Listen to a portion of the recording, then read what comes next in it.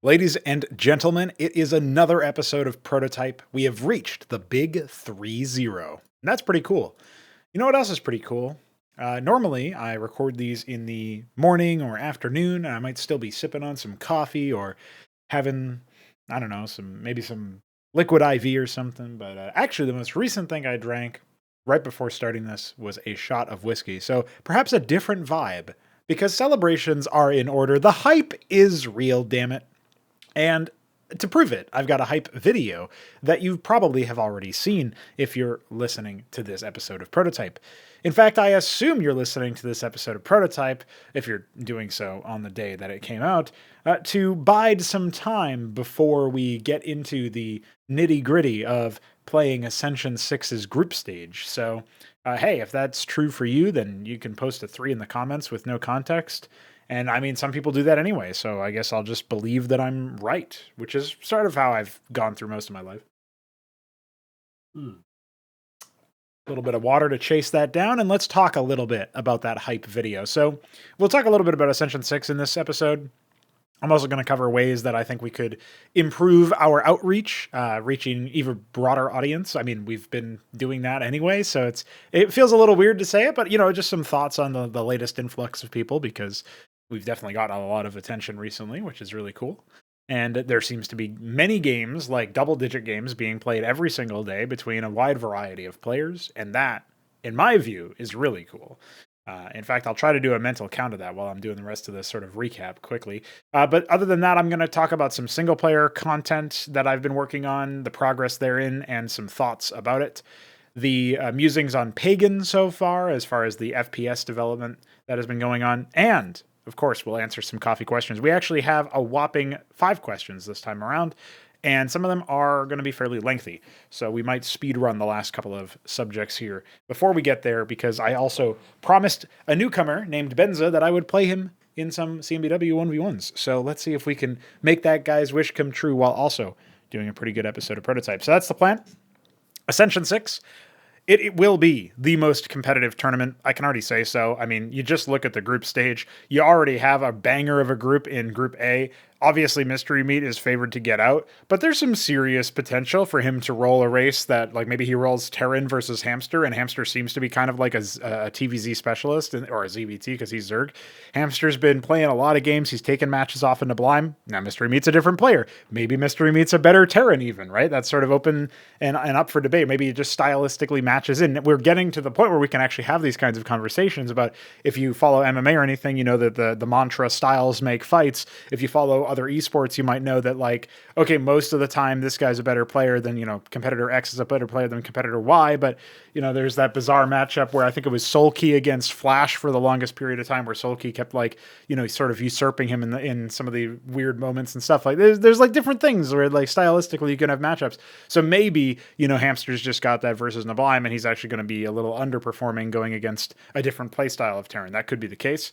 But I also don't know how different Mystery Meat's Terran playstyle is these days compared to Nablime's more tried and true macro-oriented stuff. Of course, they both have a small dollop of cheese, I would say. Mystery Meat maybe a little bit smaller in that dollop size. But, you go into Nablime, obviously he should be on lock to get out of his group. He's in an all-Terran group, so very comfy. There's not really going to be anything that sort of puts him off kilter, I don't think. He's going to be in a group that's relatively underpowered. I didn't know that going into things, but the Beaver hasn't done really hardly any practice. At least maybe he's been practicing offline or something like that. But as far as I know, he hasn't played in any recent games. And then It Depends is a really, like, very green guy. He's barely done anything as far as playing CMBW matches. And he said that he's not actually that high ranked on the ladder anyway. So he'll be like the home favorite. And then, maybe he just gets banged out immediately. We'll see. At least he picked a really, really stupid music track. So, part of me is like, why the fuck did he pick that track? And also another part of me just has to respect the gall of a man to make the most of this opportunity, because it's not like we did these hype videos before. So he had no idea this was coming when he signed up. But hopefully he enjoys that segment. Actually, that's where today's background comes from, is the hype video. I forgot to mention that. Obviously, this still is from the Shambler's spot.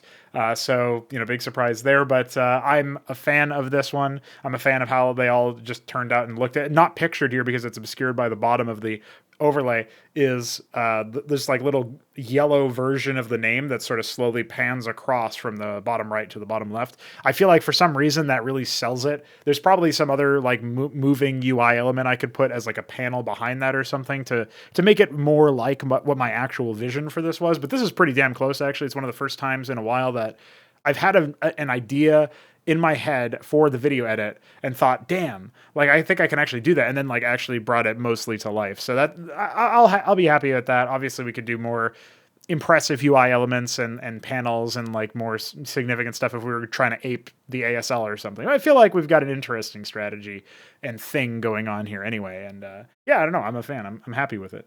Obviously, we'll improve it over time, and I'm sure different tournaments will also have different styles anyway. Like maybe I'll reinvent the whole wheel at some point. But this should be good enough for now, especially for this tournament.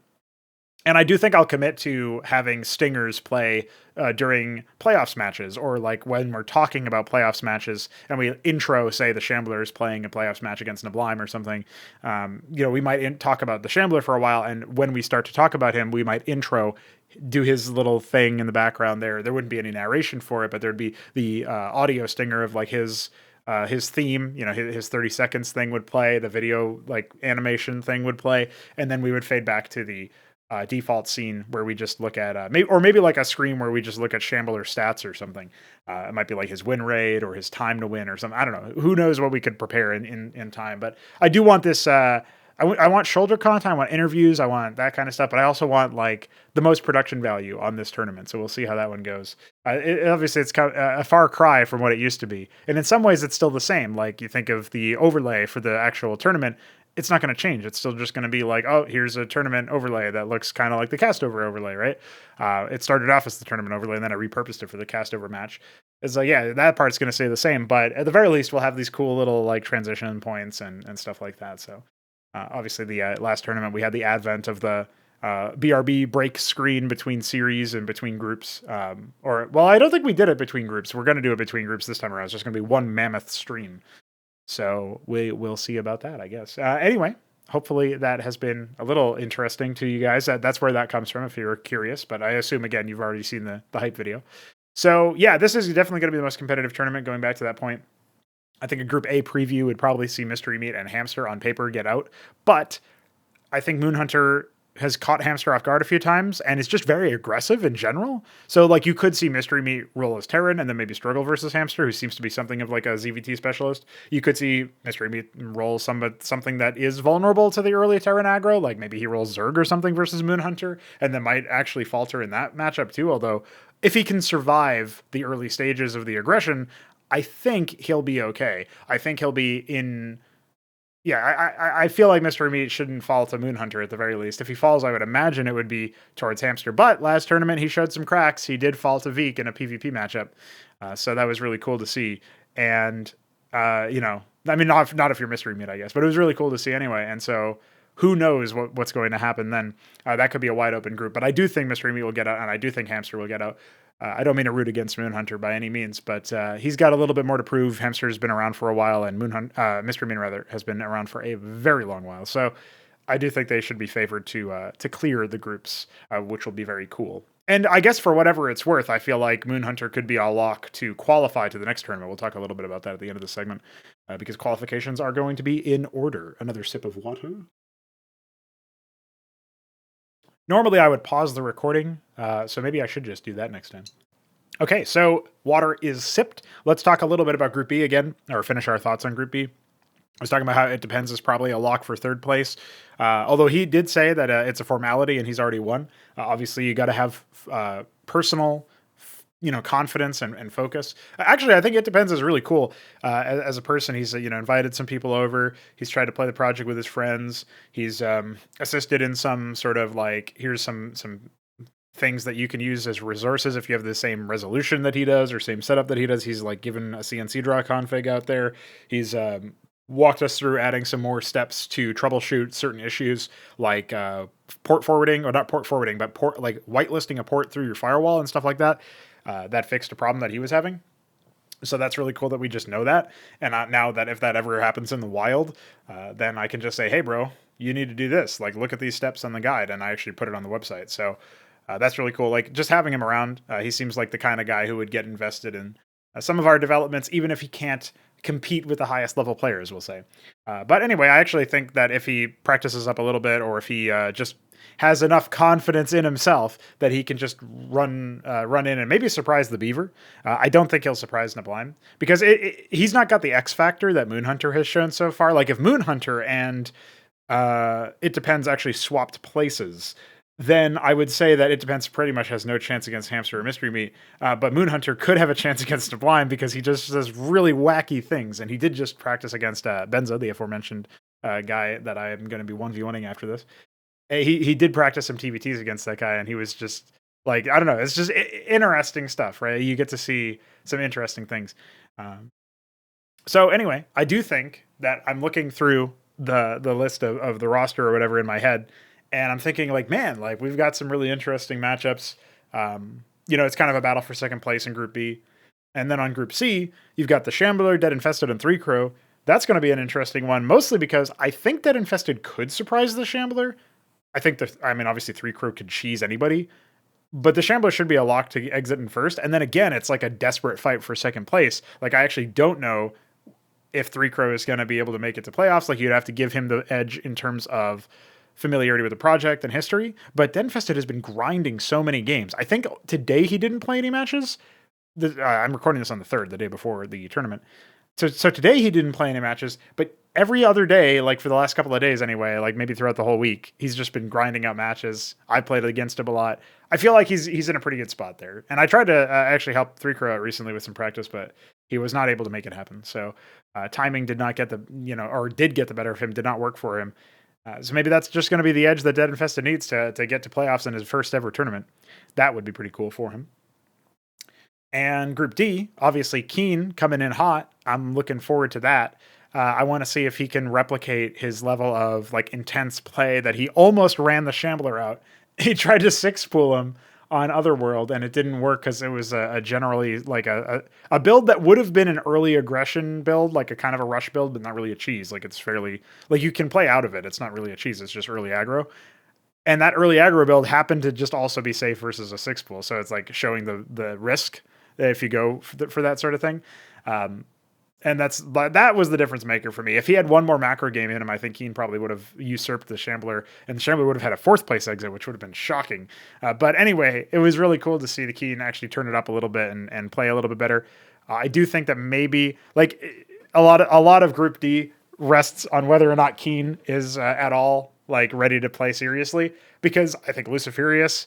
And well, you think back to the people who defeated Keen in group stage. Enoz defeated him with a 6-pool or 7-pool or whatever, and then in what was it, playoffs, 3-Crow got one series off of him by cheesing him in their first match, and then like the way that the Shambler played was a little bit more straightforward in some ways. So like okay.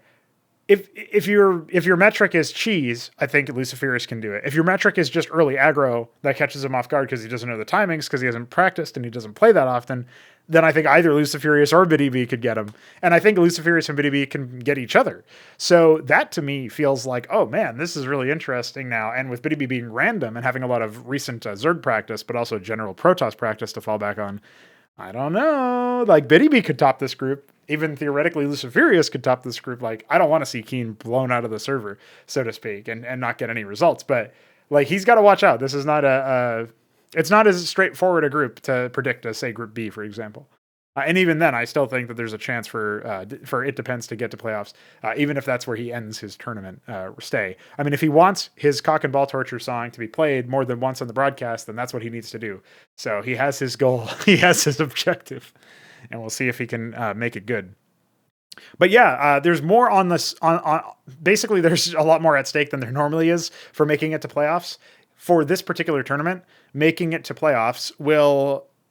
I want to just come out and say it'll guarantee you an invite back to the next tournament. Now, that being said, some people who made it to playoffs, like DF, technically Veek, but he passed it on to 3-Crow because he wasn't even able to make his playoffs. Scholar defaulted on his match because he didn't show up after agreeing to the terms. I'm trying to think if there's anybody else who you could fashion a case for that. I think that's everything. Yeah, because the other ones were Btyb, 3-Crow. well, by necessity, Mystery Meat, and then Keen, Shambler, and Blime. So okay, so looking at it from that perspective, like some people who made it to playoffs decided to not return for the next tournament. Scholar signed up too late, so he's a ringer in case something goes wrong. And then DF decided to sit this one out. Veek decided to sit this one out. And I think that, yeah, those are the three that came to mind. And so the reason why that's significant is maybe there could be a case where like you make it to playoffs, but then you decide you can't, make the next tournament, or, for whatever reason, you're not interested in making it. Okay. Then you'd pass your spot off to like your group mate or something like that. But sort of like how like Veek passed his spot on to 3Crow, but across tournaments. So you'll get an invite back to the next tournament if you make it to playoffs and you actually want it. And if not, then I suppose it'll be your group mate, like whoever made third place or whatever. And then if neither of them want it, then we'll just like play more qualification games. But we will have qualifications for the remaining 4 slots. Like assuming the top 8 of the tournament, the ones that go to playoffs, all return to the next tournament. We have 4 slots remaining that we need to fill. That's the point where we're going to have qualification series. So the 4 players that were not able to make it to playoffs in this tournament, right? The bottom 4, or I guess like the bottom 1 of each array, the third place of each group. Those guys are going to have preferential seating because they did play recently. So say there's like 12 people that want to make it to this next group and there are 4 of them, then they'll have a bye, and I guess basically you'll have an initial round of the qualifier that is to, like a set of 1v1s between like the other 8 players, right? And then we'll have a bracket, and that's sort of how it will work. I'm not sure it'll be double elim. I think that bracket will probably be brutal single elim stuff, but we could theoretically do it as double elim. We just won't be broadcasting that, or if we do, it'll be like, oh, we happen to have availability, so let's do it. Like it's not going to be as much pomp and circumstance because it's just a qualifier, and there won't be any like money associated with it or anything. So at least as far as we plan right now. So Ascension 7 will have a qualifier, and I'm not sure how it'll work yet, but that is some of the ideas that I have about the format. And so I guess I am sure how it will work, but I'm not sure how, I don't know how cool it's going to be for the people who don't get it to into playoffs, because like they can just be disappointed.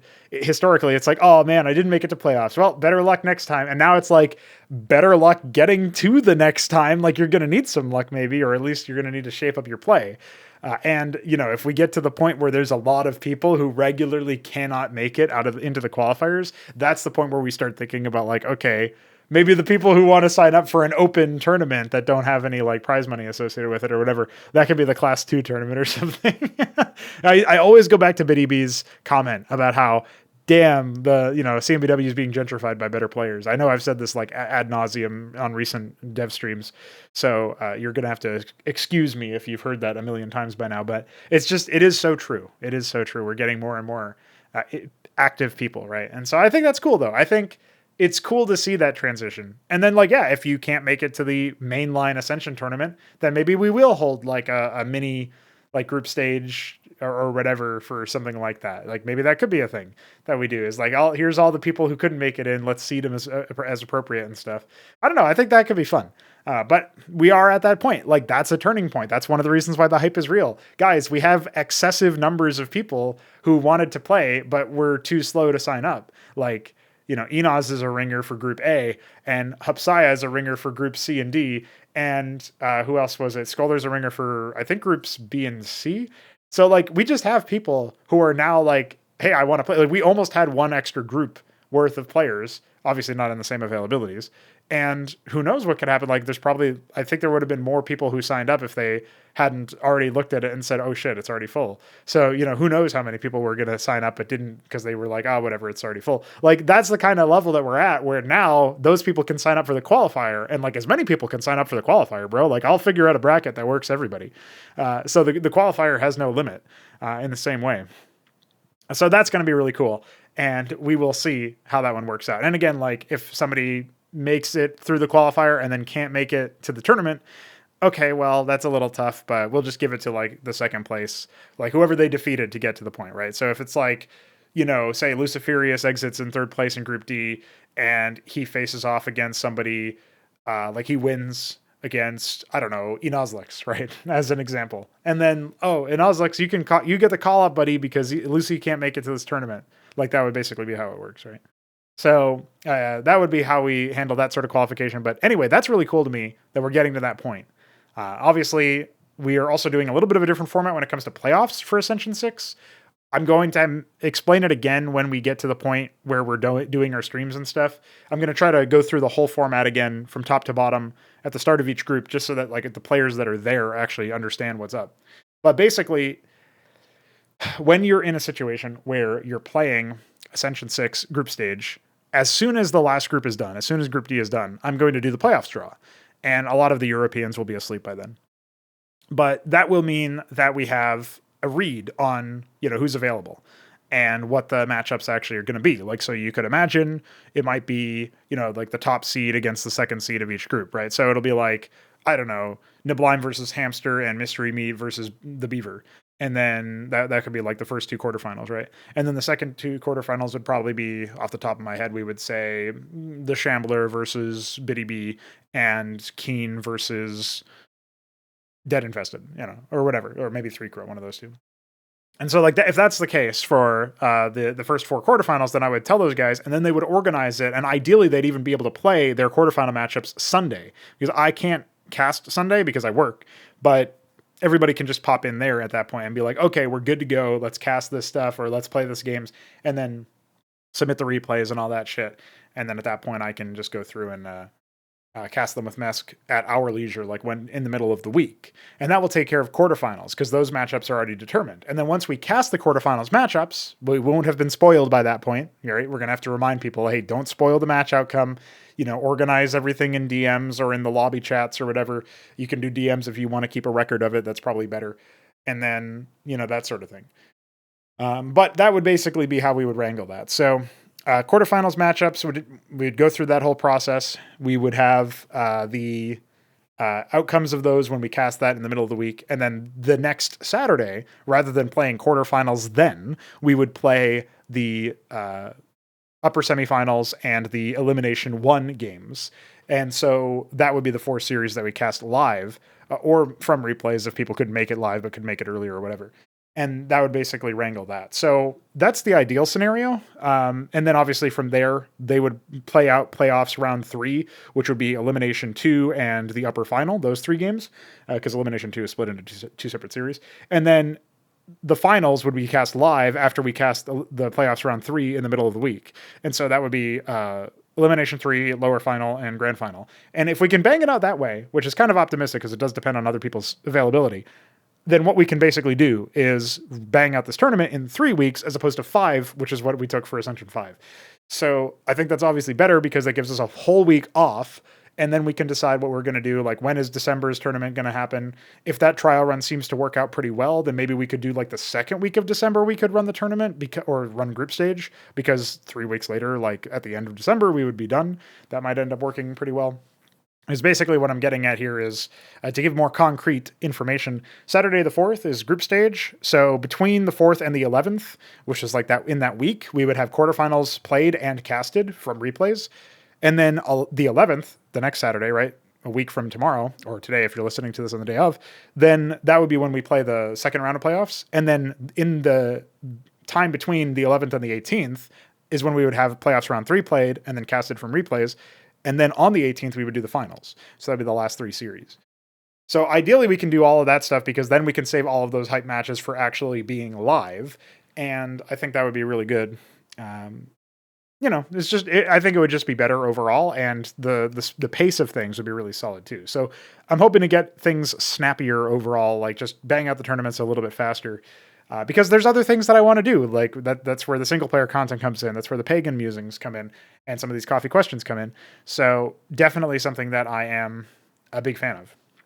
And hopefully we can spend some time doing that, spend some time doing things like, voice acting for the units, more audio visuals, more technical stuff. There's a really cool magical update that Veek was able to do recently. It's not going to go into the tournament patch, but that'll be something that happens to show up on pre-release pretty soon. So yeah, I don't know, man. I just want to do more stuff with the project. And the tournaments, I think we can keep it to once a month if, and only if, we can accelerate the pace so that they don't take up literally the whole month. You know what I mean? So that's sort of a thought anyway. And we're coming close to the end of the year, so it's good to know this stuff. And it's really cool to see how far we've come on that front. So those are the thoughts on Ascension 6 and the subsequent tournaments that we're going to do with the qualifiers and the accelerated schedule for playoffs and all this other stuff. So let's move on to our next topic, which is all about the audience. Obviously, we've had a pretty marked growth and like the inclusion of additional people, the induction of new people into the club. You know, people have become more aware of Cosmonarchy Brood War. I guess like from a boring stats thing, and I'm not doing this to brag because the numbers aren't actually that mammoth anyway, but the YouTube numbers have been doing better. Like castovers are reaching triple digit views way more consistently, and sometimes like 200, 300 views, 400 views for certain videos. I think a lot of that depends on where I link it. But generally speaking, they get to 100 views guaranteed no matter what, without me doing anything, like without me even posting them in a Team Liquid sometimes. So that's pretty cool. Obviously, I have been posting to Team Liquid. I've been trying to up the shilling. It Depends actually mentioned that recently. Trying to level up the shilling. I'm not really a good marketer. I don't really like to say, hey, isn't our project so epic because of X, Y, Z? I like to just like somehow provide evidence to the project. Like, I know it's an unrealistic and sort of childish, like naive standpoint, but I kind of like the idea of just like everybody else will do the marketing for me. I'll just make the cool thing and then people will notice the cool thing. But like I've been recently leveling up my game as far as presenting things. Like that's one of the hype video is all about that in some ways. It's like, dude, let's make this really epic video. It's super pog. It's super hype. Everybody's going to be enjoying it. We're pogging out of control, soy facing to the next dimension because it's that epic. And it actually is. I think it's pretty epic. Like, I think it's definitely going to be something that I iterate on and make better videos in the future. But for like my first shot at a hype video, and for a mod, you know, for a tournament, for a mod, for an ancient game where we had to do all this stuff through memory hacking and et cetera, et cetera, et cetera. All these qualifiers. No, what I mean to say is it's actually pretty cool just by itself, but it's nice that we even have that. Like I was saying while I was making it just earlier today, because I was in voice chat while I was doing it, just hanging out with the people. Like, yeah, I've always wanted to have hype videos for my games, like tournaments in my games. I always wanted to have tournaments in my games. Dude, the fact that we're going into our 6th tournament tomorrow is actually fucking crazy to me. Like, I can't imagine what would be my reaction if like 6 years ago I came back and said, dude, you're going to be making a hype video for not just like a tournament, but the 6th tournament. And there's going to be like more people who want to play in the tournament than can actually play in the tournament logistically. And you're going to have to like cast for like 12 hours just to get the group stage done because there's that much interest in the project. There's that many people trying to play. If you told me that, like any amount of years ago, I'd be like, what the fuck? That's crazy. You're a liar or something. You know, I mean, maybe I would actually believe it, but it's just surreal anyway. So yeah, definitely something that I'm aware of. But this section isn't about licking my own cock, so I should probably talk about some of the things that I think we can move forward with and actually think about. One of the things that was discussed was a better installer. I think smoothing out the process of getting the project set up would be really nice. I've obviously made videos about, hey, you can install CMBW this way, and here's like a install guide that's more verbose and gives you more information and stuff. And you know, that's all well and good, but actually making the process not require all those explanation steps would probably be better. So if we could do something that automatically, say, makes an exception in the StarCraft installation folder using the same registry key that you get when you do the reg fix, would be really good. Maybe we could like automate that process with you basically could have something where the reg fix, fixes your registry when you run that part, and then also applies at the same time, or maybe it would be a separate operation. But we would have to indicate that you should run reg fix first. And that way, like you'd have an exclusion inside your maps folder of your StarCraft directory. And that I guess it would just be your StarCraft directory because we would assume that you would put CMBW there.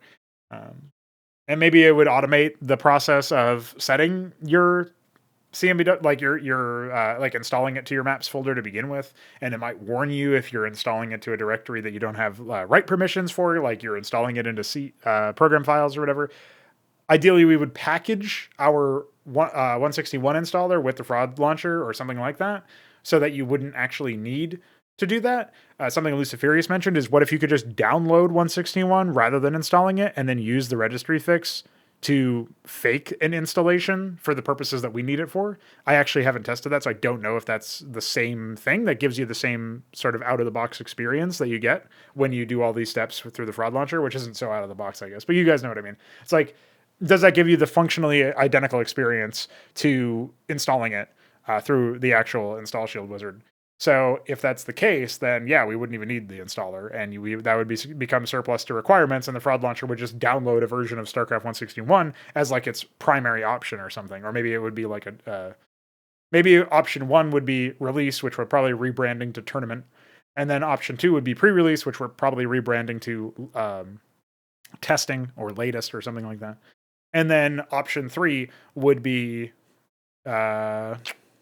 like install 161 in the first place. I think option 1 being the install for 161 is probably better though, because it's like, this is the step you do the first time, right? And that's kind of, implicit when you have a program that's doing that. So anyway, and then like ideally that would also run the reg fix as part of that process. So you didn't have to do it in the first place. Like reg fix would remain there as an option, but it would be like a lesser known debug option or something, And then beyond that, we would also have all sorts of other things like exclusion, and then the port rule for your firewall for 6112 under UDP, and then maybe getting Radmin installed or something other than Radmin, because Radmin has a cap of 150 players, and we're already past 100, I think. So that's no bueno. In fact, I haven't actually looked at Radmin yet. Let's take a look at it. And by yet, I mean in a while. I don't know how to even figure out, let's see, properties. We have 119 members right now. Well, yeah, so we are, as of the time of recording, we are 31 members away from being at the max capacity limit for a Radmin network. And I don't even think you can pay to raise that. Not that I would want to. So that's something that we're going to need to deal with. Honestly, I think we don't have that many active players right now. I feel like the actual count is like maybe 80 or something, maybe 70. And the reason why we have all that excess is just because there's like people who started to play like years ago when we were first using Radmin, and then I can't remove them because I don't have permissions to, because my original PC no longer exists because it was like memory wiped when I did a fresh install of my OS or whatever, and I can't actually pull that back up. So thanks, Radmin. You're very functional. So yeah, that's just silly. But yeah, there's definitely things that are like that where I think we should definitely try to make the first time experience better. Now, obviously, we can also reach a broader audience by having content, by having maybe more UI features, like incorporate the config directly into options. That was something I was talking with X405 when he came back and then voided again. Well, not really like voided, because in the conventional sense, he's just very busy. So he'll come online for like a month and he'll be like, hey, I started working on XYZ thing. And then he'll just vanish forever. And by forever, I mean like a year or whatever. So shout out to that guy though. When he's around, he does some pretty cool stuff. Maybe we'll get around to doing something about that, but definitely something that would be nice to resolve and improve over time. Now, that's definitely one of them. I guess having, I don't know, like, I don't think we really need more features, like general features. Like, we've got the selection improvements, we've got the performance improvements, we've got the entity limit improvements, we've got the unit improvements, like in terms of handling and stuff. I don't know, like when Hapsaya was reading it, he looked at the page, and Hapsaya is a StarCraft 2 Grandmaster Protoss, but also an RTS streamer, maybe a variety streamer, might be better. I actually don't know all the details there, but he, at some point he had read the page and he literally said like, oh dude, I'm definitely down for this because I read this paragraph. And he just like read out improved movement for previously clunky units, selection extensions, and multi-building select. And he was like, I'm in. Like that's all I need. Because like apparently when he played Brood War, he was like, if Brood War didn't have essentially the issues that those changes resolve, I would play it way more than StarCraft 2. It's just way better. And so like basically that's already something that he's down for. And he said he's already also told me on a few occasions now that he just thinks it's really fun, but also probably very unbalanced. And I think that's beautiful personally. So let's see what happens, man. Listen, talk to me when you win a championship, bro.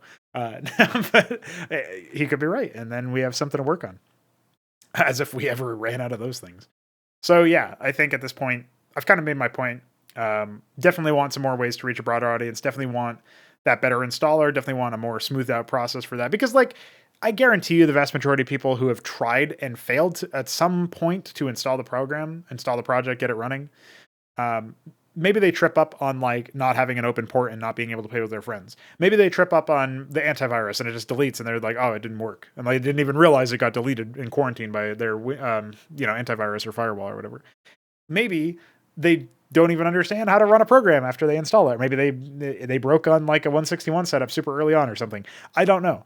I don't know where it was. The problem is, I think the vast majority of people who have tried and then failed to get it running have never communicated to us what their problem was, because they probably didn't feel like joining a Discord server or commenting on a YouTube video and waiting for a response. And so that's sort of what I'm getting at, is like, if we could just reduce the amount of shit that they have to deal with when they're doing the first time setup, that would be ideal. Now, I guess the one feature that we could use, now that I think about it, would be resolution extension. That would probably get more people on board because they would feel like, oh, it's not so zoomed in. But I don't know, man. Like, that's a lot to do. Apparently that's like half a year to fucking program, because again, that estimate is like from, I think it was 3 to 4 months from Nave. But Nave knows a lot more about it than I do, so I assume it would be longer for us. That being said, maybe it won't actually end up being the case. Maybe somebody does know a thing or two about that, and maybe we could take a look at OpenBW or something, although I don't think it's very useful because it's like a Java shell wrapper or some shit. I don't remember. It just looked like, I don't know. It looked like the programmer equivalent of the LGBTQIA plus alphabet language. So I just decided to not look into it any further, mostly because I ran it by Veek, who actually does know a thing or two about programming, and he was like, gross. So that was pretty much it. But maybe there actually is something useful there. Maybe somebody who's involved in that or is familiar with that might actually be able to point us in the right direction. Or maybe they just know something that we don't. Either way, that would be cool. But that's firmly in the would be cool camp. I don't think we can actually achieve that. It's not on any of our roadmaps. It's not on any Trello page anywhere. It's just like, nah, bro. That stuff seems impossible. So anyway, I think I've essentially commented on that already. I guess we could probably do more interesting videos. I have to continue the Crash Course series, but we can transition into the single player content discussion, because that's another thing that we could do to reach a broader audience, is have tutorials, have single player campaigns, and even cooperative content, which will come up in a coffee question later on, where we can talk a little bit about stuff like that. We can talk about like, hey, here's some content for you to play. It's very different than RTS content that you're used to. It actually requires you to play an RTS in order to win. I bet you never heard that before. And then beyond that, we have the opportunity to establish our new world and maybe pull some people in that way. And who knows what could happen, right? Certainly, we would have the opportunity to more easily dole out understanding of how the game works. And I do think that would be really cool.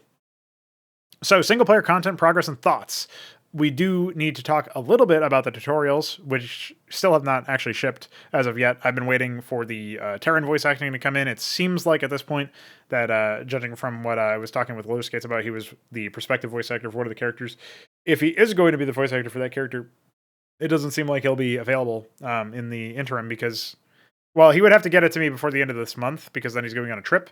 So I think I'll probably just end up like either getting somebody else to do the role or voice acting it myself, and hoping for the best, because I also voice act a different character in that same project. But it is just one mission, so it's probably fine. And maybe I could even just replace the voice acting later on if somebody else with a good enough microphone setup comes into play for that.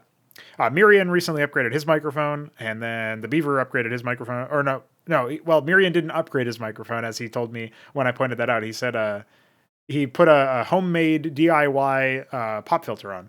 So he could be good for like unit responses, I think, because it's not quite at that level where he can like fully intone and like really yell and stuff without it peaking. But he might be able to do some sort of laid back, drone pilot or something. Might even be like a factional unit or something like that. Or maybe he might be able to lend me the voice of the ant seal or something like that. Who knows? Beaver recently sent me new Blackjack voice acting takes that I don't think are going to be able to make it into the tournament patch, but that's mostly because I've been so busy trying to do a bunch of other things in the meantime. So no big deal there, buddy, but I do appreciate the takes, and I will be putting them to work. And so that's really cool. But yeah, so like, so slowly but surely, we're getting like more potential candidates for higher quality voice acting that maybe we can end up wrangling stuff like that.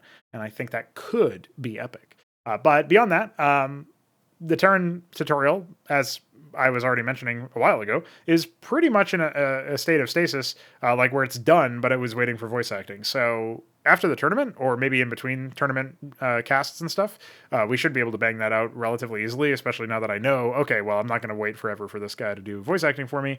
Roller Skates is pretty helpful with a bunch of things. He's also juggling like Blender and stuff. So it's not really any skin off of my back if he's not going to be able to make that particular thing happen. So instead of waiting forever, I'll just like make the content, even if it's just got placeholder stuff. And even if he is actually going to be the character in the future and he sends me takes in the future, which is fine, then I can replace him later. But for now, I should probably just do them myself so that we're not at the mercy of other people's availability and stuff for that, because that just seems like a better option. Just get the content out there, get people playing it, get people's impressions, improve their ability to understand the game from a Terran standpoint, and then voila, we move on from there, and we're all one big happy family. The Zerg tutorial has been progressing as well. I've done a lot of terrain work in the like porting jungle tiles and such over to Ash World and a bunch of other things. So that really feels really cool to me anyway, because it helps like the visual storytelling and the thematic storytelling, the embedding of like you are a freshly birthed organ and everything around you is lively, right? There's the molten lava that's active. There's the jungle grass and stuff that's obviously been palette shifted and I would say hue shifted and like adjusted, color graded so that it fits the Ashworld environment a little bit more. And there's all of this stuff to say that like it feels more like a proper round of like, oh, this is like a vibrant ecosystem where you are, and then you stretch outward and it becomes more like desolate, cooled lava, no action at all, because you're going against a withered organ that is no longer fit for purpose. So that's like one of the examples where, from my perspective anyway, that feels really cool. So having the ability to do that is definitely going to get me more pumped about the mission itself. And for a while, I've been working on the AI, and it seems to be working pretty well overall, although it's definitely going to have some blind spots. And I think it has an issue with scaling, so I have to look into that stuff. But most importantly, the Zerg campaign or the Zerg tutorial map has not received any scripting yet. So that's like where I need to do the script. I need to workshop the script a little bit so that I know, okay, this is actually a serviceable thing. This is what I want to go forward with my Zerg presentation, because our Zerg is very different than the default Zerg. So from a lore standpoint, I guess, or a thematic standpoint. So I want to present them better. But from a gameplay standpoint, it seems like the mission is progressing pretty well. The Protoss one is not started, but it should actually be pretty easy to do comparatively. And the campaign missions, one of the main things that is holding back one of the campaigns is, in no small part, tile set updates, which have resumed. Recently, I did start working again on the organ tile set, which is like a cliff that is literally meant to be like a Zerg hive cliff or something. So that has continued. And we've been generally fleshing out a lot of the tile set work so that we can have more visually pleasing missions, I would say. So that's definitely something that has been a focus recently. And beyond that, I guess the other thing that's worth pointing out is just that there is already content out there for you to play if you want to play some cooperative scenarios that I've made, or if you want to play some a short single-player campaign set in the old universe by Knight of the Realm. You can do that. They are functional. They do work, so you can enjoy those. But we are still going to be padding that list and adding more stuff. I did open up and adjust some stuff about Day of Blood's first mission. Sunset Mission is what it's called, but it's a 6-map campaign, and it's going to be pretty legit, in my opinion, as a Terran-centered campaign. But that is also going to have factions associated with it, so that's a little bit different. So who knows what's going to come of that, but that's going to be a little bit more avant-garde, I guess, in that perspective. But I feel like these are all good opportunities for us to introduce more and more people to the project and get more and more people on board with the development, as I think people will get very interested and invested in the... Like, there's some people that are just here for the gameplay. And then there are some people who are like, oh, wait, actually, you've got some cool story ideas too. And that's really cool. And, you know, essentially the campaigns kind of pander more to the latter there. But the ideal scenario is that maybe the streamers or the multiplayer-minded folk will try those, mostly just to get their bearings, and then realize, wait, this is actually kind of cool.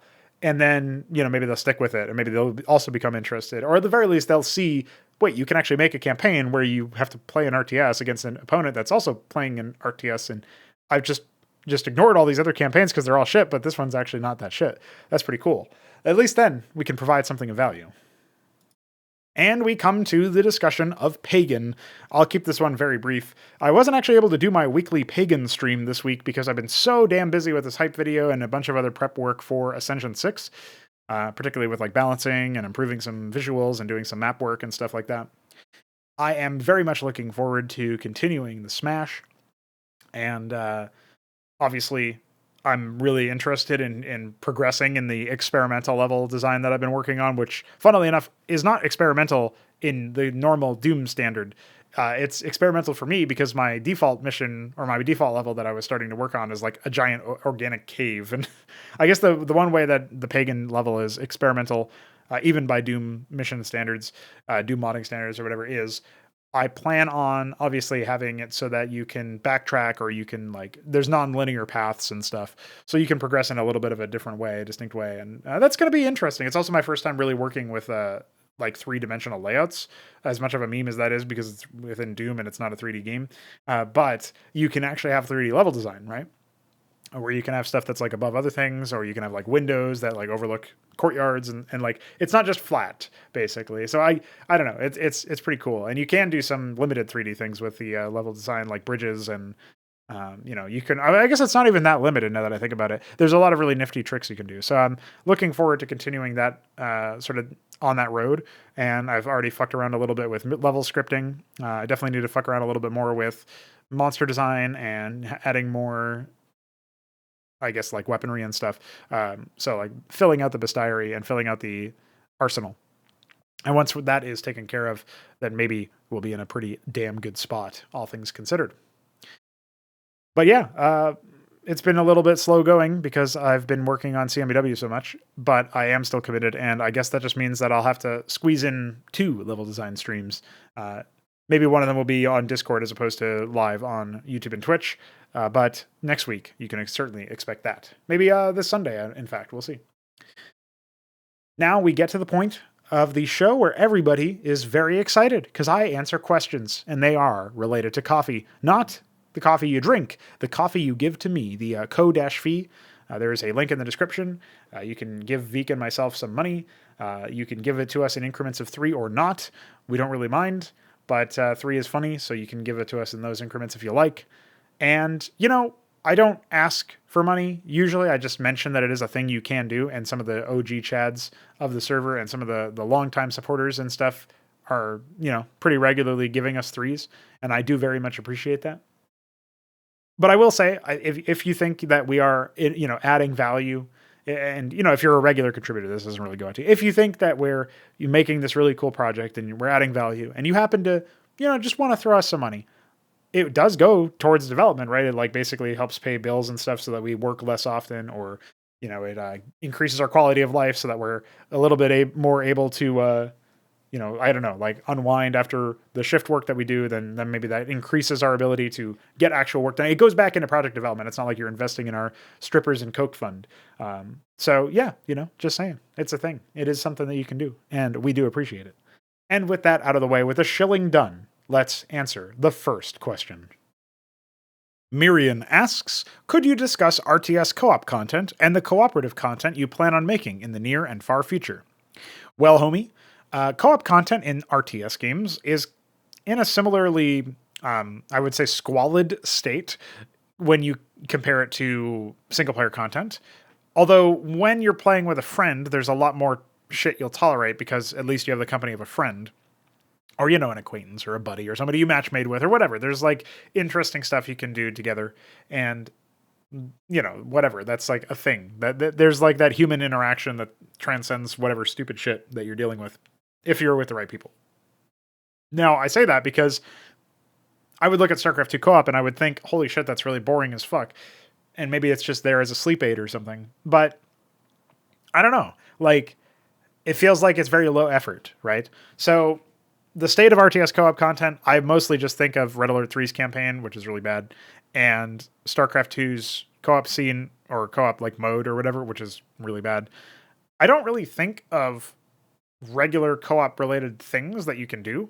I'm not even really sure what that would look like, but there are a couple of things that I can mention here that I think will qualify. So obviously there's already cooperative scenarios I've made for CMBW. They're very arcadey. They don't have factions enabled yet. They don't have transmissions. They don't have a script, but they do exist and they are playable and they're pretty challenging actually, even though they're asymmetric and maybe not quote unquote fair. I think the one that I've never beaten so far actually is the Samaritans. I was trying to remember the name. The Samaritans is very difficult. It is, you are on a Hekaton pavilion or a platform and like a space platform, and you are dealing with 4 Zerg agents, like different players, right?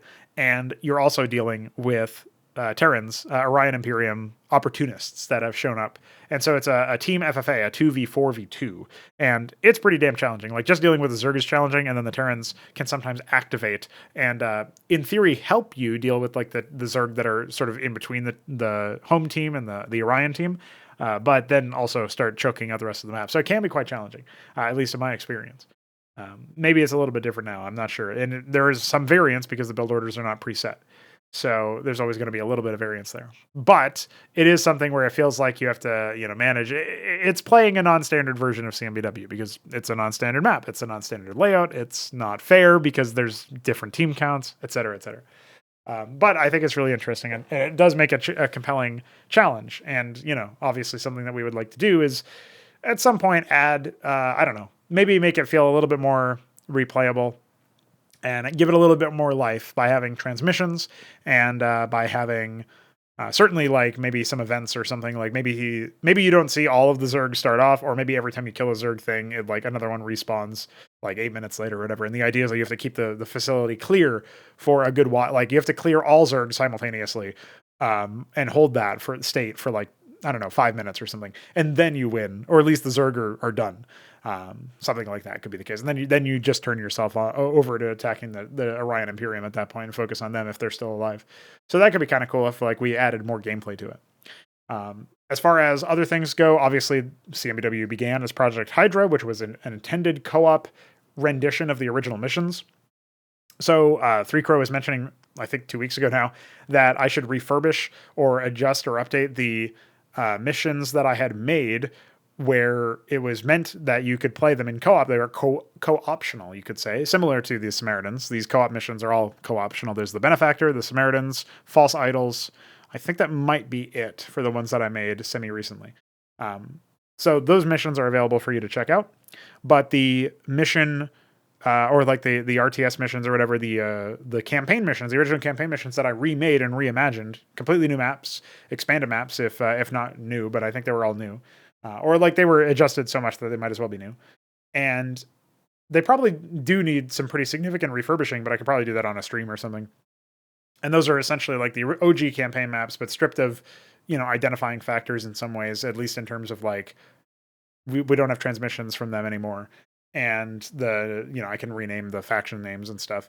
And yeah, they roll out, they rock up, they drop a bunch of expanded tech and stuff. Like, I remember I have a lot of fond memories looking through some of those maps and playing them and seeing, like, one time I scouted the Terran position in the first Zerg mission and it was empty. And I said, oh shit. And around that time, a huge Protoss fleet of like Solarians and stuff just knocked down my door and started beating my ass. And I was like, holy fuck, the Protoss went supernova and annihilated them, because you don't actually, sometimes people don't even remember that there are Protoss in that mission, but yeah, I added them. So that's pretty cool. Anyway, that's a thing. Yeah, I think there was like 2 working Protoss missions, 2 working Zerg missions, and 2 working Terran missions. Or maybe there's only 1 working Protoss mission. I can't quite remember.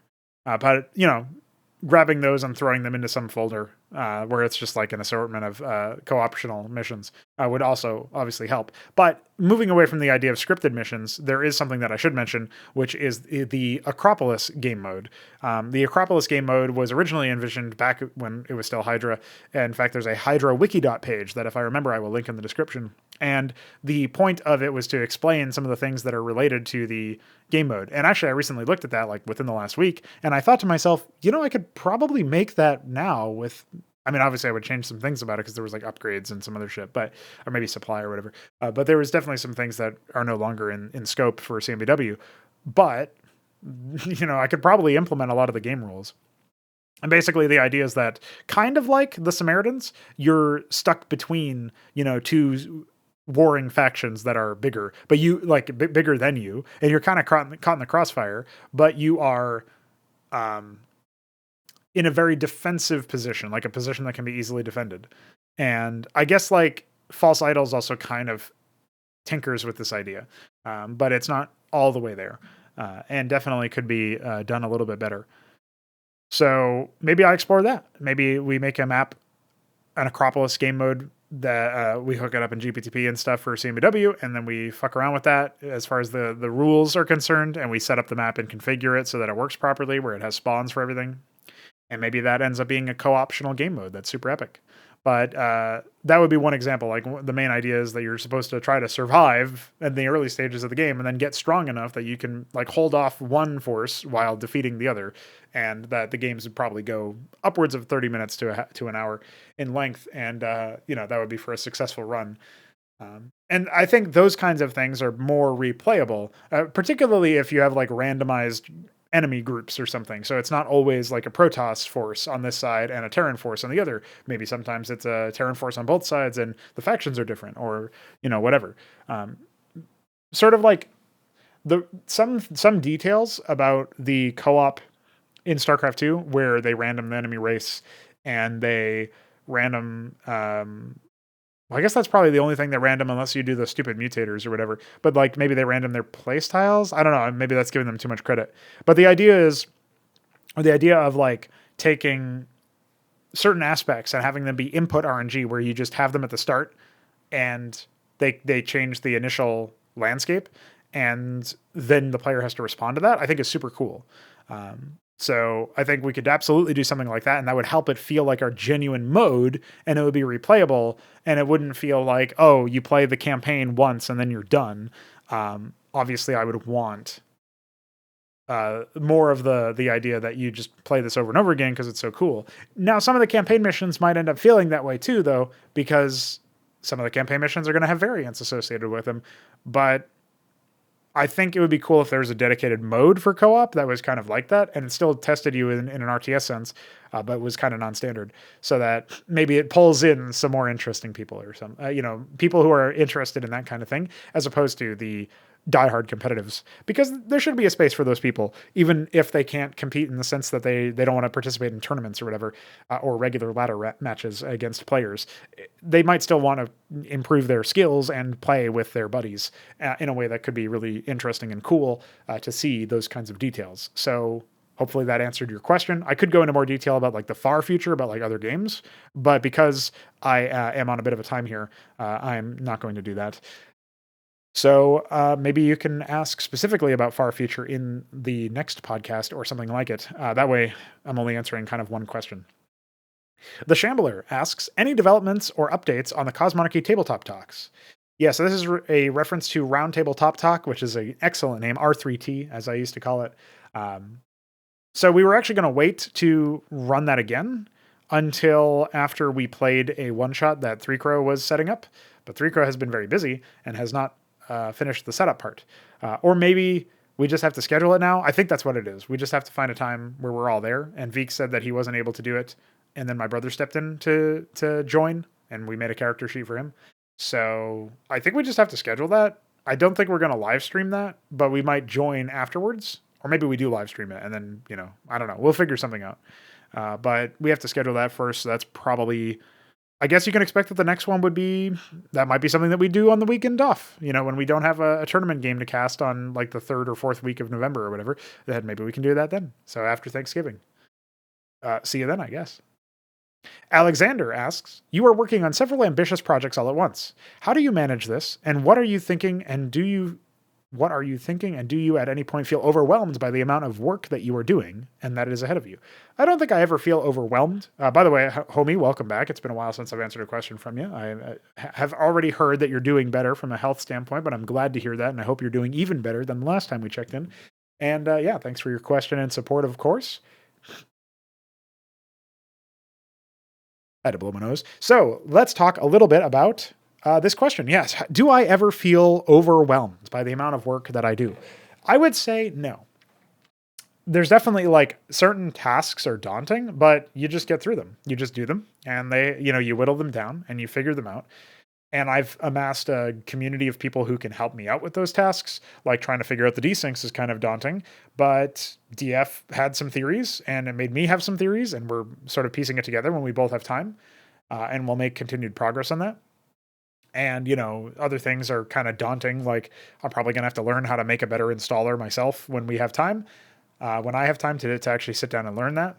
So that's going to feel daunting, but it's not going to get done unless I start it. And so I might as well start it. And then, what do I know? Maybe I'll start it and it'll seem kind of easy, at least to get something working. And it surely couldn't be too difficult. I must be able to do something. And then I'll feel a little dumb that I took so long. So I'd rather feel a little dumb that I took so long sooner, so that I don't have to feel a lot of dumb that I took super long. You know what I mean? I don't know if that made sense, but like, I think it's better to do it that way. So how do I manage working on all the ambitious projects at once? Well, I did mention earlier that I didn't manage to get a pagan stream done this week. So maybe I'm not managing because of the time management stuff. But I would say, obviously Alexhandr was here when I had my relationship kerfluffle. And I think since that has happened, I have definitely, from an emotional standpoint, I've totally recovered. I don't feel really any ill will or negativity about that, which is really nice, because I was worried that maybe that would make me somewhat jaded. And to any degree that it did, it was very short-lived. But that does mean that I have all this time left, so I can just keep working. And so I think that probably helps, is that I'm not currently a family man, I'm not currently a father, and I'm not currently a husband. So, okay, cool. I got a lot of free time, right? I'm kind of a bachelor at the ripe old age of 29. Haven't actually settled down yet. And I don't really feel that much anxiety about that particular point either. I'm kind of being tongue-in-cheek about it. So, okay, the only thing I have is a part-time job that I use to pay the bills when the coffee money isn't enough to get me over the line. And eventually, I can weasel down the hours on that a little bit as time goes on, when the money is good and the funding continues. And I've got a great community that is helping out and playing games and getting excited and fueling me in that way. So I think it's kind of like an engine that drives itself at this point, insofar as it's such a default now. I'm so many years into this that I wake up and one of the first things I often think about is, oh shit, there's like stuff to do. And, it means that I don't stay in bed all day. It means that I get up and get the work done and, do the work, as my wallpaper says. I feel like maybe I've come a little bit desensitized to the slogan, but the meaning is still there and I still embody it. So maybe not, maybe it's still there subconsciously. But no, I don't feel overwhelmed. And I don't know. I don't think it's a bad thing. I think I'm very much enjoying it. Every day is genuinely awesome. I really do appreciate just being able to hang out. Like one of the things that I'm having to do recently is say, okay, maybe I shouldn't always join voice chat when people are there. Like Benza, who's still waiting for me in voice chat right now as we speak, is hanging out, and he's been hanging out in voice chat recently, and I join voice chat, and then we play games, or I spectate games. And even if I'm doing other work on the side, I'm like, wait, no, I got to watch this game though. It's kind of cool because it's my game and people are playing it. Like it's getting to the point where I can't actually preside over all the games that are being played of my own game. And that's really cool. Like all these matches of my own game are being played and I have to work on the game. So I can't watch all these matches of my game. Like that is a great problem to have, man. I'm really happy about that, even though it's a little bittersweet. And it just means like, yeah, the dumb phone posting has been really good lately, which if you guys don't know is like, there's a point in time where I take a walk and I plug my headphones in and I just join the bullying corner and we hang out, and whoever hops in there gets to talk with me and deal with the low sound quality. And that's why it's called dumb phone poster time. And then I come back home after an hour of a walk or whatever, and voila, we're on the PC. We're maybe doing some Blender work or whatever. I'm streaming some, impromptu dev, or maybe we do some games. And even that's been eating into some dev time, admittedly, and maybe some relaxation time where I could be listening to a podcast or some music or, watching a movie or something like that. But, so I'm still working on my time management, and there's always stuff to do there where you can tweak this thing here and improve this thing here. But no, I don't have any regrets and I don't have any issues, and I'm feeling pretty good about all that stuff. So I appreciate the question, not just because it makes me be a little bit introspective about that, but also because, hopefully at the very least, it might encourage people to give this sort of thing a try themselves, of just fucking do it. Just start doing stuff. And then, if it's too much, you can always just stop doing it. That's the best thing, is that the ripcord is really easy to pull, but might as well give it a shot. So anyway, I don't know. I'm not sure where that inspirational bit came from, but you can blame the shot of whiskey. And you can also blame Alexandr's question. Great question. Thank you. 3Crow asks, if Xibalba had a regency that was all crows, how would you design their gameplay and cornerstones? Yeah, also editor's note, 3Crow forgot what his question was and then read that and laughed and said, oh yeah, that's what my question was on voice chat. So that was like yesterday or 2 days ago or something. So that's a classic. Now, if they were all crows, then, I mean, they can't all be air units because we've all seen that all air units all the time is not very good. So we would need some ground nesting crows. And maybe we would have them, maybe they could all have a flight mode. And so one of their cornerstones would be like, you know, bird's eye view or God's eye view, which would be a reference to me because I'm a crow.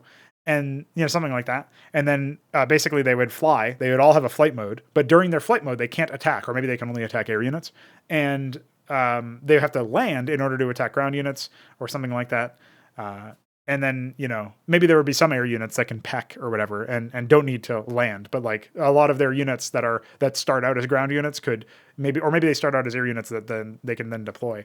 I don't know, something like that. So like maybe some of them don't need to because they've got sharper talons or they've got, you know, a good beak or good aim or something. I don't know. That could be a thing. I would say they would probably do team building because of, you know, nesting in that way. I think that would be good. I'm trying to think if there's anything else that you could do. Team building would be a cornerstone. One of the cornerstones would obviously be that flight thing. You can take flight and then you can land. I guess like, you know, there would be like a murder pun, like murder of crows, like murderous rampage. I don't know, some shit like that where they work together better. You know, if they like maybe while they're flying together, they might gain movement speed or something like that. Or, you know, I don't know. If they're in a flock, they gain some sort of statistic. Maybe it's armor instead of movement speed. So they become like a little bit more tanky if they're trying to make an aggressive formation or if they're trying to flee out after a fight. And so like that would depend on your positioning. I'm really struggling to think of a fourth one though. Maybe they would have hatchlings. So they would have like egg slots on their structures similar to like the Orlithraeer plan to have, which is like larva slots, but eggs instead. And I don't know, that could be kind of neat. Yeah, maybe that's it. Maybe that's the fourth one. I don't know. They're very, very quick, like race crap, like tech tree crap there. But yeah, that would be the idea. A lot of, I guess they would have to steal shit too, because they like take things and like they gave them to other people, so they'd have to steal stuff, root through your garbage and shit. Maybe they could have pillage from orcs in Warcraft 3. I don't know. There's some more ideas there. 3Crow, thanks for your question. Hope you found it as amazing as you were hoping for. And our last question of the day, Btyb says, if you had to redesign the tech progression of each race so that it was different than it currently is, how would you do it? Bonus points for also describing the tech, I think he meant progression, but he wrote regression of the new race. So he's referencing Ascosi in that last part. I will answer the first part first, and maybe not the other part. We'll see if I want those bonus points. So the Protoss would obviously just have the tech pylons that we talked about a while ago, where the pylons would be built by transforming a scribe into a pylon or an artisan into a pylon, and the pylon would then warp in all of your structures, and then you could also upgrade the pylons to higher tier stuff to power better structures. That would basically be how that would work. Hopefully that makes sense. Basically, it would be like you need a tier 2 pylon to power a grand library, but you can warp in a grand library with any pylon, and you can warp in anywhere you have power, and your scribe turns into a pylon so that you can project power somewhere, and so you would need that before you warp into Nexus, and so on and so forth. So there's that. If Zerg had different tech tree progression, I think I would probably make it so that they could just like, instead of having the Iral Iris or the Auth Lava form, they would have like the 3 core tech structures, which would be the Quasith Pool, the Hydrith Den, and the Zorkish Shroud. And these would have linear progression. So you would they'd be much more expensive than they currently are, the evolutions, but they'd be available by default because you wouldn't have the central tech node. And basically you would have like the Quasith Pool would turn into the Kalakir Pond is what it's called right now. And the Kalakir Pond could then turn into the Mutath Spire, and the Mutath Spire could then turn into the Sovthrath, or no, it's Tozgrul? Is that what it is? Tozvrul Haunt. It took me a second to remember that one. And then that one would turn into the Axtoth Agassiz, and that would be all of your swarming tech nodes, right? But it would go down a progression of like 5 of them, and that would unlock the different units at each tier for that particular branch. And so you'd basically have like linear tech progression, but for each branch. instead of that being something that you get from different structures. For Terran, what would we do for Terran? I think you might... Well, we could go crazy. No, never mind. That's too similar to Protoss. Let's just do... In this alternate reality, Terrans progress their tech by adding on, and they can add on multiple things. And so they would just add on a bunch of stuff. I think that's how they would do it. So you'd like add on a structure that unlocks the Cyprian from the stockade, and then you would add on a structure that also unlocks the cleric, and also the shaman, and also the eidolon, and also the whatever, like all that stuff. And I guess like your tier 2 stuff would just require the barracks or the stockade in this case. So the captaincy requires the stockade, and the what's the other one? Man, I can't believe my recall is so bad today. Apothecary requires the captaincy. So that would be like the linear, sort of like linear tech progression of the Zerg, but just requiring the initial structure. And then you can build all the add-ons and stuff. Like you can build as many add-ons as you want to unlock as many units as you want from that structure. Maybe there would be like 2 add-on slots per structure or something. So there you go. That's my very short, quick and dirty redesign. Of those, I think maybe only the Zerg one would work practically, because the Protoss one requires all the AI work. Now the Ascosi, I think the Ascosi might actually have something kind of like the Zerg, but no, it's just the Ascosi. What I've decided on for the Ascosi right now is that they have like old world Terran unlocks where like they need a barracks, factory, or starport equivalent to unlock tier 2.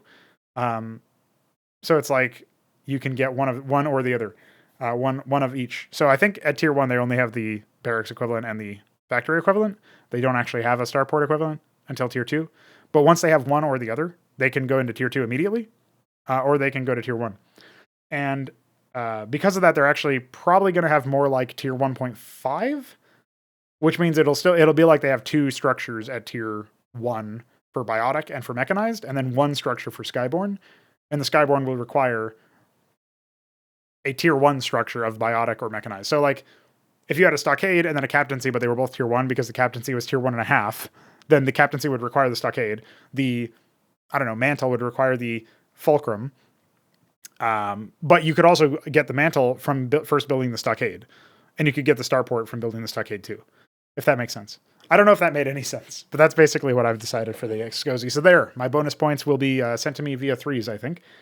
And that will conclude our episode of Pr0totype. This is the last time I ever drink a shot of whiskey before recording an episode of Pr0totype, but also I should have blown my nose before the stream, or before the recording session. I hope you guys enjoyed. I hope it made sense. I can't quite remember how we started, but it was, of course, about Ascension. So let's ascend, boys. And by the time you hear me on the Ascension broadcast today, I certainly hope that I am less incoherent. And that is something we can all take a cheers to. So down the hatch, one more time. The hype is real. Pr0totype number 30. CMBW is epic. Join us on the Discord server. Send me fucking money, and I'll see you guys next time.